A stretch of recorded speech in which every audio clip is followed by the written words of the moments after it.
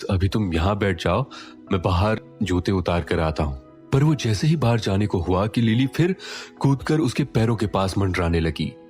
युद्धवीर ने हंसते हुए कहा, आपके कहने का मतलब है कि हम आपको गोद में ले लें? मुझे फ्रेश हो जाने दीजिए, तो मैं आपको गोद में लेता हूं।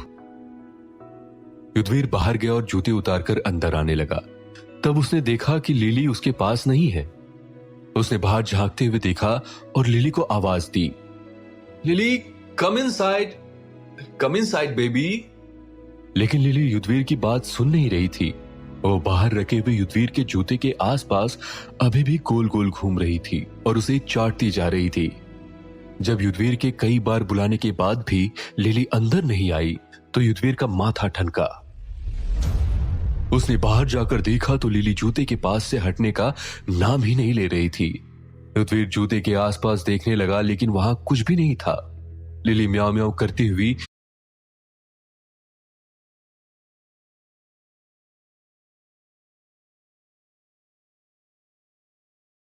जूतों के पास बैठी थी।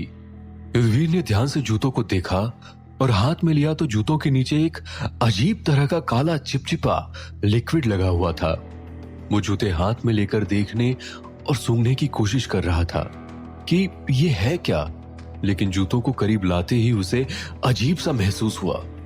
काले रंग का पदार्थ बहुत ही गंदा और घिनौना लग रहा था।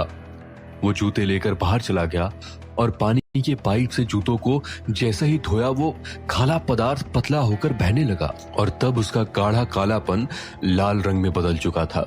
ऐसा लग रहा था जैसे कोई भर भर के खून की बोतल उड़ेल रहा हो। वो काफी देर तक जूतों को धोता रहा। लगभग आधे घंटे होने के बाद कहीं जाकर वो जूते साफ हुए थे। युद्धवीर पिछले आधे घंटे से समझने की कोशिश कर रहा था कि आखिर ये चिपचिपा पदार्थ क्या है। कुछ भी समझ नहीं आ रहा था। एक बात अच्छी हुई कि अबिका सो रही थी।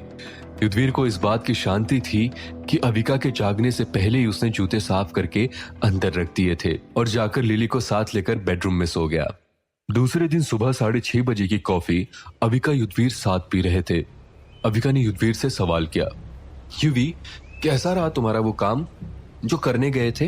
हाँ, कोशिश कर रहे हैं, उम्मीद है जल्दी कामयाबी मिल जाएगी। अच्छा वो सब छोड़ो और तुम ये बताओ कि नायरा के बारे में कुछ पता चला? वो कौन है? I mean, किसी पर शक है? अविका बोली, नहीं, कुछ भी समझ नहीं आ रहा। जैसा कि डॉक्टर ने कहा था कि अभी हम किसी से भी इस बारे में बात ना करें, इसीलिए मैंने खुद ही आश्रम में जाकर पता लगाने की कोशिश की थी। इनडायरेक्टली सबसे पूछा कि यहाँ कौन आता जाता है, कौन कौन उससे बात करता है, पर आश्रम में अधिकतर फीमेल स्टाफ है, खासकर जो बच्चे के काम करते हैं। युद्धवीर ने पूछा, और सीसीटीवी कैमरे में उसमें क्या मिला? क्या चौथा कैमरा भी चेक किया? हाँ, 3 कैमरे तो मैंने पहले ही चेक कर लिए थे। कल चौथा कैमरे के डिटेल्स भी चेक कर ली, पर उसमें ऐसा कुछ नहीं है। पिछले 10-15 दिनों की सारी रिकॉर्डिंग को अच्छे से चेक किया, पर मुझे 1 मिनट के लिए भी ऐसा नहीं लगा कि नायु के साथ कुछ गलत हुआ है। आश्रम की वार्डन भी उसके आसपास ही रहती है और बच्चे आसपास में खेलते रहते हैं। पर हाँ, एक और बात कि इन 15 दिनों में नायरा का बिहेवियर चेंज जरूर हुआ है। वो सबसे अलग थलग सी रहती है और ये बात रिकॉर्डिंग में साफ साफ नजर आ रही है। युद्धवीर ने कहा, अविका, आज तुम आश्रम जाओ और जैसा मैं कहता हूं वैसा करो। अविका ने पूछा, युवी, क्या तुम मेरे साथ चलोगे? मुझे अकेला जाना कुछ ठीक नहीं लगता। युद्धवीर ने उसे समझाते हुए कहा, मैं तुम्हारे साथ चलता, पर मैं अभी तक आश्रम नहीं गया और अचानक से तुम्हारे साथ जाकर इस तरह से इंक्वायरी करूंगा तो लोग का ध्यान हम पर जाएगा। इसीलिए ये सब कुछ तुम्हें खुद ही करना होगा। तुम सुबह नायरा के उठने से उसके रात को सोने तक उसकी हर एक एक्टिविटी पर नजर रखो, और ये सिर्फ 1 दिन के लिए नहीं, बल्कि कम से कम पूरे 7 दिनों के लिए 24 घंटे नायरा पर नजर रखनी होगी, और तभी हम कुछ कर पाएंगे। बात बहुत नाजुक है, हम किसी पर भी भरोसा नहीं कर सकते, पर तुम बिल्कुल भी परेशान मत हो, मैं हर कदम पर तुम्हारे साथ हूं। अविका ने कहा, युद्धवीर, सच में क्या तुम अपने काम के साथ साथ नायरा के बारे में भी सोच रहे थे? युद्धवीर ने जवाब दिया, हाँ अविका, उस दिन के बाद एक पल के लिए भी मेरा ध्यान नायरा से हटा नहीं है। बस कल से तुम्हारा काम शुरू, और तुम लिली की, मेरी या घर की बिल्कुल भी चिंता मत करना। मैं सब संभाल लूंगा। बस तुम अपने काम पर फोकस करना, और नायरा पर तुम्हें कैसे भी नजर रखनी है, इसका इंतजाम मैं कर दूंगा। युवी के मुंह से ये सुनकर अविका के अंदर एक हिम्मत सी आ गई। अविका के आश्रम जाने से पहले युद्धवीर ने प्लानिंग के अनुसार सारी तैयारी कर ली थी और अविका को अच्छे से समझा दिया था कि उसे कैसे और किस तरह नायरा पर नजर रखनी है। अविका आश्रम के लिए निकल गई और उसके जाने के बाद घर के सारे काम खत्म करते हुए 12 बज चुके थे। युद्धवीर अब फ्री था और उसे भी एक बार कैंटीन जाकर उसे देखना ठीक लगा। वो कैंटीन के लिए निकल गया और एक बार फिर युद्धवीर के दिमाग में रात जूते वाली बात घूमने लगी थी। इसलिए उसने लिली को भी साथ ले लिया था कि शायद लिली तहकीकात को पूरा करने में उसकी कोई मदद कर पाए। युद्धवीर जब कैंटीन पहुंचा तो देखा उसकी टेम्पररी कैंटीन पूरी तरह से तैयार हो चुकी थी।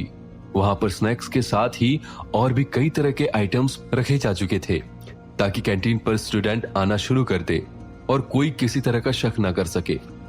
सारी चीजें समझते हुए युद्धवीर शॉपकीपर बनके कैंटीन में बैठ चुका था। उसने लिली को भी टेबल के अंदर छुपा दिया था जिससे लिली पर किसी की नजर ना पड़े। नई कैंटीन देखकर युद्धवीर की कैंटीन पर स्टूडेंट भी आने लगे थे, लेकिन कुछ ही देर में युद्धवीर ने देखा कि सामने एक छोटी सी शॉप पर लड़की के साथ कुछ लड़के बदतमीजी कर रहे हैं। भला युद्धवीर अपनी आंखों के सामने ऐसा कैसे देख सकता था। वो छलांग मारते हुए उठा और वहां जा पहुंचा। जैसे उसने उन लड़कों से कुछ कहने की कोशिश की तो लड़कों ने युद्धवीर को धक्का मारते हुए कहा, ए सुन, तू जहां से आया है वहां चला जा, अगर लफड़े में पड़ा ना तो तू तो गया। युद्धवीर ने गहराई से लड़कों की आंखों में देखा और एक फीकी सी हंसी हंसते हुए कहा, अच्छा तो फिर ठीक है, मैं भी देखता हूं कि तुम मुझे कहीं पहुंचाते हो या फिर मैं तुम्हें। इतना कहने के साथ ही युद्धवीर हवा की रफ्तार से उन पर लाते और घूंसों की बारिश करने लगा। उन लड़कों को 1 मिनट के लिए भी मौका नहीं मिला कि वो युद्धवीर पर वार कर पाए। 20 मिनट में ही युद्धवीर ने उन्हें बुरी तरह थकाकर चित कर दिया था और वो घायल होकर हाँफते हुए यहां से 9 तो 11 हो चुके थे। हाँ, युद्धवीर के हाथ में और माथे पर एक छोटी सी चोट आ गई थी और उसमें से खून निकलने लगा था। तभी शॉप में बैठी हुई लड़की जल्दी से आई और रुई में डेटॉल लगाकर युद्धवीर की चोट की सफाई करने लगी। जब युद्धवीर ने ध्यान से उस लड़की को देखा तो एक पल के लिए उसका दिमाग घूम गया। युद्धवीर को पहचानते देर नहीं लगी कि ये तो उसके साथ कॉलेज में पढ़ने वाली रंभा है। पर ये यहाँ कैसे और इतनी बुरी हालत में? लेकिन तभी एक छोटे से बच्चे की रोने की आवाज से युद्धवीर का ध्यान भटका और युद्धवीर ने झांकते हुए शॉप के अंदर देखा तो लगभग 1 साल का छोटा सा बच्चा झूले में लेटा हुआ था। उसके रोने के साथ ही उस लड़की ने बच्चे को गोद में लिया और सहलाते हुए उसे चुप कराने की कोशिश करने लगी। युद्धवीर रंभा को पहचान तो गया था, लेकिन वो समझ नहीं पा रहा था आखिर वो क्या कहे। जब बच्चा कुछ शांत हुआ और रंभा ने उसे दूध की बोतल पकड़ाकर दोबारा झूले में बिठा दिया तो युद्धवीर ने आगे बढ़ते हुए कहा, तुम रंभा हो ना, मेरे साथ कॉलेज में पढ़ती थी? तुम्हें याद है मैं युद्धवीर छिकारा, हमने ग्रेजुएशन साथ में किया था। उस लड़की ने उदासी की चादर ओढ़ रखी थी। उसके सूखे होंठ, कमजोर चेहरा एक एक दर्द बयां कर रहा था। उसने सूनी आंखों से युद्धवीर की आंखों में देखते हुए कहा, हाँ मुझे याद है, हमने ग्रेजुएशन साथ में किया था। हमारा कॉलेज शहर का सबसे अच्छा कॉलेज था और मैं शहर की सबसे अच्छी कॉलोनी में रहती थी। मुझे सब याद है, बस वो यादें वक्त के साथ साथ आंखों की रोशनी की तरह कुछ धुंधली हो गई है। युद्धवीर ने कहा, क्या रंभा, तुम कैसी बातें कर रही हो? यादें, आंखों की रोशनी? You are only 28। तुम वही रंभा हो जो कॉलेज में सबसे खूबसूरत और पढ़ाई में नंबर 1 और एक अमीर घराने से ताल्लुक रखने वाली लड़की थी। लेकिन अब सब कुछ कहां खो गया? तुम्हारी खूबसूरती, तुम्हारा पावर, क्या हो गया तुम्हें? मुझे तो पता नहीं चल रहा कि तुमने शादी कर ली और तुम्हारा बच्चा भी है। I mean, तुम्हारे हस्बैंड और तुम्हारी फैमिली क्या इस वक्त तुम्हारे साथ नहीं है? रंभा ने कहा, नहीं, अभी कोई मेरे साथ नहीं है। मैं जिंदगी की जंग से अकेले लड़ रही हूं।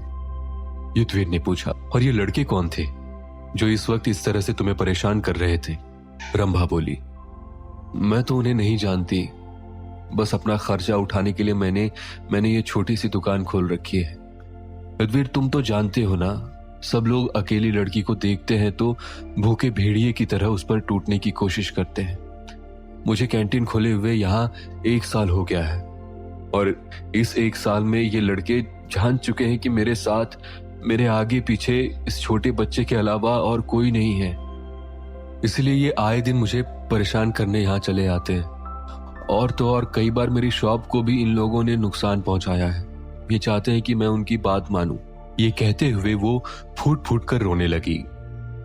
युद्धवीर ने रंभा को समझाते हुए कहा, रंभा, इस तरह से मत रो। जब हम रोते हैं तो लोग हमें और भी कमजोर समझने लगते हैं। अगर तुम मुझे अपना दोस्त मानती हो तो मुझे बता सकती हो कि तुम्हारे साथ आखिर हुआ क्या है। बताओ मुझे कि तुम्हारा ये हाल किसने किया। और रंभा ने अपनी कहानी बतानी शुरू कर दी।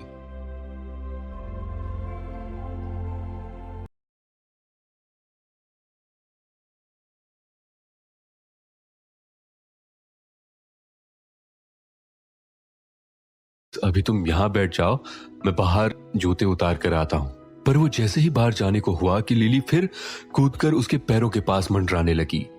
युद्धवीर ने हंसते हुए कहा, आपके कहने का मतलब है कि हम आपको गोद में ले लें? मुझे फ्रेश हो जाने दीजिए तो मैं आपको गोद में लेता हूं। युद्धवीर बाहर गया और जूते उतारकर अंदर आने लगा। तब उसने देखा कि लिली उसके पास नहीं है। उसने बाहर झांकते हुए देखा और लिली को आवाज दी, लिली, कम इनसाइड बेबी। लेकिन लिली युद्धवीर की बात सुन नहीं रही थी। वो बाहर रखे हुए युद्धवीर के जूते के आसपास अभी भी गोल गोल घूम रही थी और उसे चाटती जा रही थी। जब युद्धवीर के कई बार बुलाने के बाद भी लिली अंदर नहीं आई तो युद्धवीर का माथा ठनका। उसने बाहर जाकर देखा तो लिली जूते के पास से हटने का नाम ही नहीं ले रही थी। युद्धवीर जूते के आसपास देखने लगा लेकिन वहां कुछ भी नहीं था। लिली म्याऊं म्याऊं करती हुई